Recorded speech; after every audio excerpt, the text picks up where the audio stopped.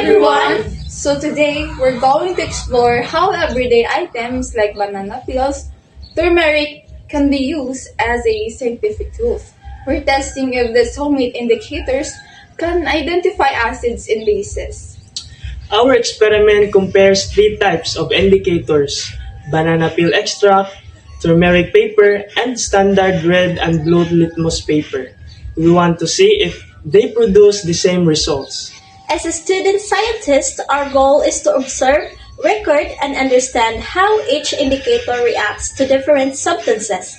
Let's begin our investigation.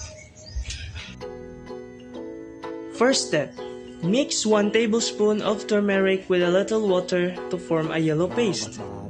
May tanong, Ba't ganito? Ba't ganon? hayaang buksan ang isipan. Sa science Next, brush the yellow paste into the paper towel. Sa siniskwela, tuklasin natin ang siyensya. Buksan ang pag-iisip. Tayo'y likas na scientist. Tayo na sa siniskwela. And wait until it's dry completely. This becomes our indicator strip. And for our next indicator, Cut a banana peel into small pieces. sa daigdig ng agham, tuklasin ang kaalaman. Halina't lumipad, And pour hot water over the pieces. As you can see, for acid we used vinegar and yellow dishwashing liquid as base. Buksan ang pag-iisip. Tayo'y likas na scientist. Dip the red and blue litmus paper to our acid and base. Tuklasin natin ang siyensya. Kinabukasan ng ating bayan. Siguradong makakamtan. Kaya habang maaga, mag-aral ng siyensya sa teknolohiya. ang buhay ay gaganda. Tayo na sa siniskwela. Tuklasin natin ang siyensya. As you can see the result, the blue litmus paper becomes red and the red litmus paper becomes blue. So for our turmeric paper indicator, brush the dishwashing liquid and vinegar to the separate turmeric paper.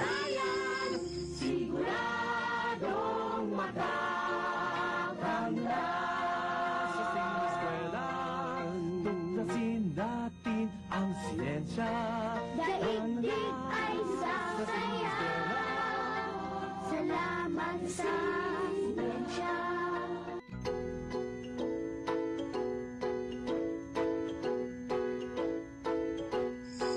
And for the banana peel extract indicator, Ba't ganito? separate the extract and the banana peel. Hayaang buksan ang isipan. Sa science o Agham, tayo na sa siniskwela. Tuklasin natin ang siyensya. Buksan ang pag-iisip. Tayo'y likas na scientist. Tayo na sa siniskwela. Tuklasin natin ang siyensya. Kinabukasan ng ating Mix the vinegar and the yellow dishwashing liquid into the banana extract. sa daigdig ng agham, tuklasin ang kaalaman. Halina't lumipad. I observed that vinegar remained light brown in the banana extract, and the turmeric paper stayed yellow. This clearly showed that vinegar is an acid. The dishwashing liquid turned dark brown with banana peel extract and made the turmeric paper brownish orange. The litmus paper also reacted the same, showing that dishwashing liquid is a base.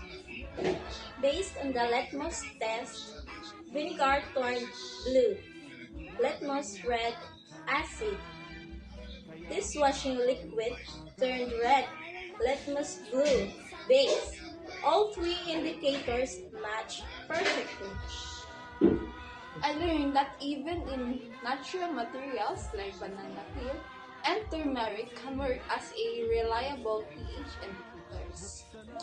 This experiment proved that homemade indicators can produce the same results as standard litmus paper. Our conclusion is clear.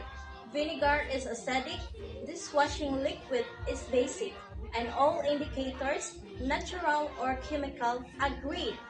This shows that simple household materials can be useful in scientific testing. That's all. Thank you. Bye.